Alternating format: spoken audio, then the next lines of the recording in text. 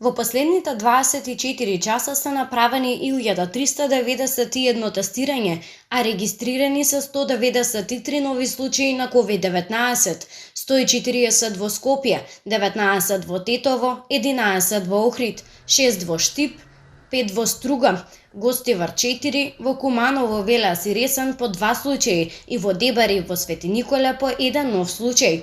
Изминатите 24 часа бележат 8 починати пациенти од градовите Скопје, Куманово, Тетово и Охрид од 47 години до 85 годишна возраст. Денеска Институтот за јавно здравје регистрира 46 оздравени пациенти.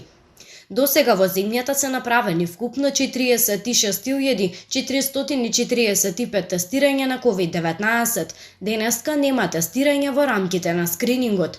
Вкупната бројка на ковид диагностицирани во нашата земја од почетокот на епидемијата изнесува 4482.